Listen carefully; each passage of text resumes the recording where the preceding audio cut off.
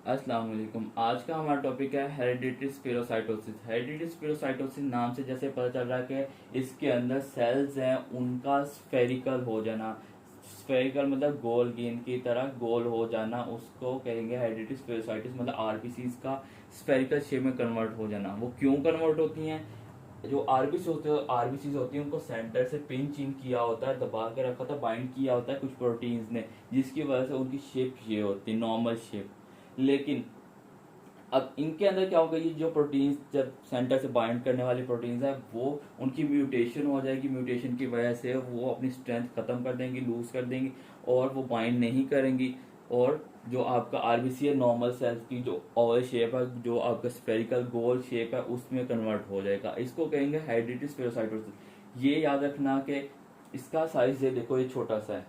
जब ये स्फेयर बन जाएगा इसका साइज बड़ा हो जाएगा। बड़े साइज को याद रखना है, इसी से रिलेटेड आपकी आगे कॉम्प्लिकेशंस होंगी। अब जो प्रोटीन्स हैं उनका जब जनरल नाम याद रख लेना, आपको एमसीक्यू में पूछा जा सकता है वो कौन सी प्रोटीन्स है यहाँ पे होती हैं और वो म्यूटेट हो जाती हैं।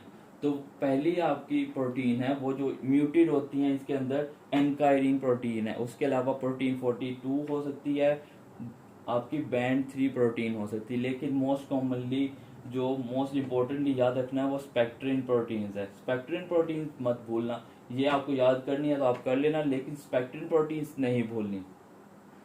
इन प्रोटीन्स की म्यूटेशन होती है जिसकी वजह से जो सेल का शेप, जो सेल की शेप है वो कन्वर्ट हो जाती है स्फेरिकली। अब जो स्फेरिकल शेप है ये बड़े साइज का वेसल्स के अंदर से गुजरेगा। वेसल्स के अंदर से गुजर के आपके स्प्लीन में जाएगा। स्प्लीन ने क्लियरली इसको डिटेक्ट कर लेना। स्प्लीन आपका आरबीसीज को डिटेक्ट करता है, जो एबनॉर्मल स्प्लीन, जो एबनॉर्मल आरबीसीज है उनको पकड़ के साइड पे कर लेता है कि आ जाओ भी तुसी, और उनको वो खत्म कर देता है, इनगल्फ कर देता है, फैगोसाइटोस कर लेती है स्प्लीन जो है। स्प्लीन इन आरबीसीज को खाती रहेगी, खाते खाते एक बंदा सिर्फ बैठ के खाता ही रहेगा, वो बीज हो जाएगा, मोटा हो जाएगा। तो आरबीसी को खा खा के स्प्लीन मोटी ताजी तगड़ी हो जाएगी, मतलब स्प्लीनोमेगैली हो जाएगी। स्प्लीनोमेगैली हो गई है। सेकेंडली स्प्लीन को तोड़ना है, इनके अंदर से आरबीसी निकल रही है, सेल्स टूटेंगे, इनमें से जो हीमोग्लोबिन बिलिरुबिन निकलेगी। तो बिलिरुबिन जो है, बिलिरुबिन की वजह से आपको जॉन्डिस हो सकता है। तो आपकी पहली जो आपका सिम्टम्स क्या आएगा पेशेंट की, जो पहली फाइंडिंग क्या होगी? पहली फाइंडिंग स्प्लीनोमेगैली। स्प्लीनो स्प्लीनोमेगैली होगी। दूसरा क्या होगा? आरबीसी टूट रहे हैं, जॉन्डिस होगा। सिंपल, ये दो मेनली सिम्टम्स आते हैं। और ये परसिस्टेंट है तो जॉन्डिस के अंदर आरबीसी जो रेड ब्लड सेल टूट रहे हैं उनमें से बिलिरुबिन निकल रही है। बिलिरुबिन निकलने की वजह से आपके जो गाल ब्लैडर है उसके अंदर इसका क्या होगा कि ये जो आरबीसीज हैं, जो हीमोग्लोबिन है, सॉरी, आपका जो होता है, जो आपकी बिलिरुबिन है, वो बिलिरुबिन आपके गाल ब्लैडर के अंदर स्टोन्स कॉज करेगी, उसको गाल ब्लैडर स्टोन्स कॉज करेगी, जो आपकी हाइपर बिलिरुबिन। तो इसके अंदर गाल ब्लैडर स्टोन भी मिलेंगे या मिल सकते हैं। मेनली तो दो ये सिम्टम्स हैं, और इसके अलावा अनीमिया के सिम्टम्स होंगे। मेन ये सिम्टम्स है, इसके अलावा और कुछ नहीं याद रखना। बस ये स्प्लीनोमेगैली मिली, जॉन्डिस मिला है, और आपने इन्वेस्टिगेशन पे आ जाना। अनीमिया के सिम्टम्स हैं और इन्वेस्टिगेशन, मेनली इसकी इन्वेस्टिगेशन है और इसका ट्रीटमेंट है। और इसकी फाइंडिंग मेनली आपको सिर्फ फाइंड आउट करना, रूल आउट करना कि ये हेरिडिटरी स्पेरोसाइटोसिस है या नहीं, अनीमिया की जो कॉज है। उससे पहले आपको बता दूं कि ये ऑटोसोमल डोमिनेंट डिजीज है।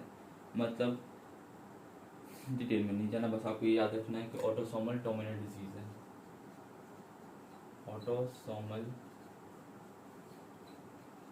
डोमिनेंट डिजीज है। अब इसकी इन्वेस्टिगेशन की तरफ आ जाते हैं। इन्वेस्टिगेशन क्या करेंगे?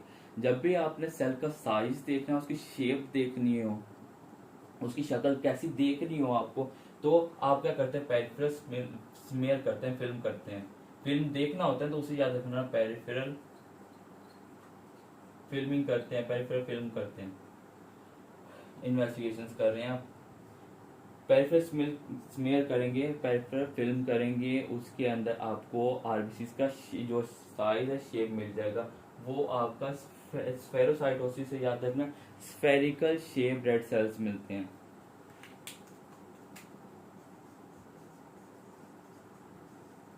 स्फेरिकल रेड सेल्स मिलते हैं इसके अंदर, पेरिफेरल फिल्म के अंदर। बेस्ट इनिशियल आपका जो टेस्ट है वो आपका बेस्ट इनिशियल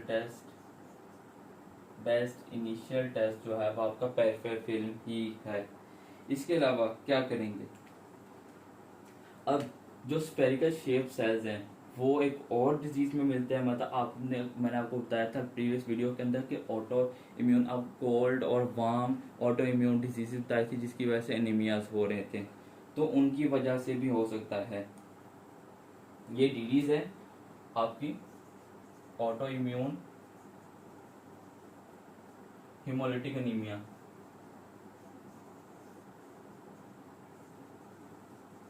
याद है जो मैं आपको बताया था कि एक्सटर्नल और इंटरनल, इंट्रावास्कुलर और एक्स्ट्रावास्कुलर, जो आपको नॉर्मोसिटी के अंदर बताया था कि आपका ऑटो इम्यून हिमोलिटिक एनीमिया हो सकता है ड्यू टू इम्यूनिटी, कोल्ड और वार्म। इसके अंदर भी आपका स्पेरिकल शेप, मतलब स्पेरिकल रेड सेल्स आपको मिल सकते हैं।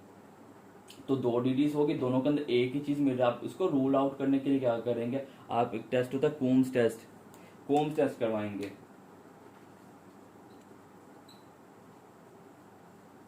कोम्स टेस्ट जो ऑटो इम्यून है उसके अंदर कोम्स टेस्ट पॉजिटिव आएगा, और जो पेरिफेरल स्मीयर है, सॉरी जो आपका, हाँ पेरिफेरल स्मीयर हेरिडिटी स्पिरोसाइटोसिस है उसके अंदर आपका नेगेटिव आएगा।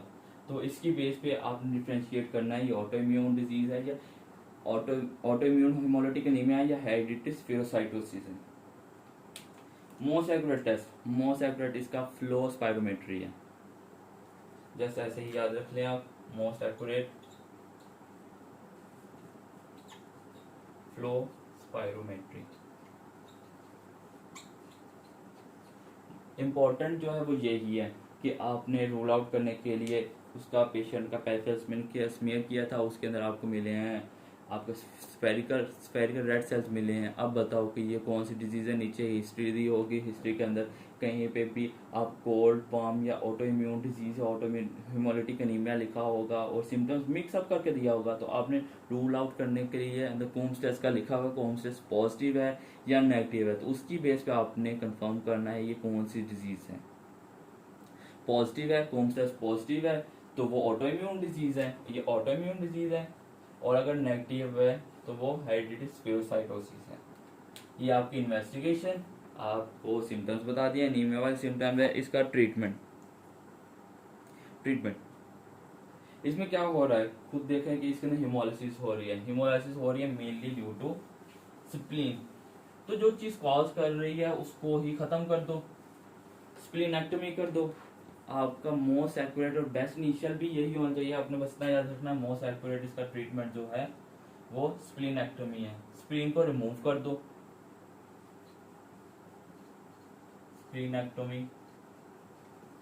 उसके अलावा कोई भी एनीमिया हो रहा है, एनीमिया के अंदर आरबीसी टूट रहे हैं आपकी बॉडी के अंदर, ऑलमोस्ट 5 mg आपका फॉलिक एसिड स्टोर होता है, टोटल आपका फॉलिक एसिड लेवल वो इतना थोड़ा 2 से 3 महीने के अंदर वो खत्म हो जाता है। अगर नीमिया को ट्रीट ना करो तो वो खत्म हो जाएगा, उसकी वजह से नीमिया हो सकता है। तो आपने हर नीमिया वाले पेशेंट को फॉलिक एसिड की सप्लीमेंट्स लाजमी देनी है,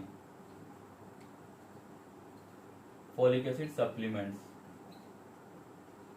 1 mg पर डे हर पेशेंट को देनी है। ये आपका ट्रीटमेंट था हेरिडिटी स्पिरोसाइटोसिस का। अब स्प्लीनेक्टोमी से रिलेटेड एक एक्स्ट्रा पॉइंट जस्ट बता दूं आपको, वो क्या है कि जब भी आपने स्प्लीन को रिमूव करना है पेशेंट को 2 हफ्ते एटलीस्ट 14 डेज 10 to 14 days और 2 weeks, 2 हफ्ते पहले या 10 से 14 दिन पहले आपने पेशेंट को इम्यूनाइज करना है, उसको वैक्सीनेट करना है, उसकी 3 वैक्सीनेशंस करनी है। वो कौन सी 3 वैक्सीनेशंस हैं?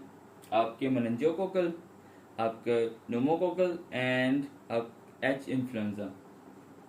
3 वैक्सीनेशंस करनी है। वो वैक्सीनेशन कौन सी हैं? एच इन्फ्लुएंजा की वैक्सीनेशन, न्यूमोकोकल और मेनिंजियोकोकल। ये जस्ट एक्स्ट्रा पॉइंट है। इसके अलावा एडिशनल पॉइंट ये है कि इस पेशेंट ने हर रोज सुबह शाम पूरी जिंदगी के लिए आपकी पेंसिलिन वी आपकी यूज करनी है। पेंसिलिन वी यूज करनी है फॉर होल लाइफ। सुबह शाम पीडी यूज करनी है 500 mg, 500 या 400 mg पर डे। सुबह शाम उसने गोलियां खानी है जब स्प्लीन रिमूव कर देनी है, ताकि उसको कोई भी इन्फेक्शन ना हो, क्योंकि स्प्लीन ही आपका वो सेंटर है जहाँ से मेनली जो इंगल्फमेंट होगी आपके फैगोसाइटोसिस होती है। स्प्लीन नहीं है, जो क्लियरिंग मैकेनिज्म है वो रिमूव हो चुका है। तो अपने उससे बचने के लिए मेनली 3 वैक्सीनेशन करनी है, ताकि इनकी वजह से कोई कॉम्प्लिकेशन ना हो फर्दर।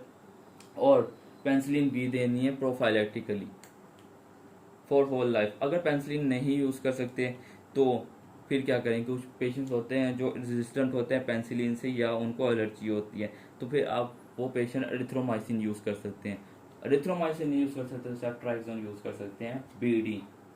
सारी जिंदगी के लिए वो फिर मेडिसिन ही यूज़ करेंगे। ये आपका था हेरिडिटरी स्पिरोसाइटोसिस। सिंपली बस आपने इसके अंदर याद रखना है कि आपको क्या मिले। और इसका main important point Parafilm smear के अलावा जो मेनली इम्पोर्टेंट था, जिसकी बेस पे ये डिजीज डिटेक्ट होती है, वो ये है, वो नहीं भूलना। ये इकलौती वो डिजीज है, बीमारी है, जिसके अंदर MCHC मीन सेल आपका MCHC अभी भूल गया, तो MCHC लेवल हाई होता है। आप कोई ऐसी डिजीज नहीं देखोगे जिसके अंदर MCHC लेवल हाई होगा। ये वाहद ऐसी बीमारी है जिसके अंदर आपका MCHC हाई होगा।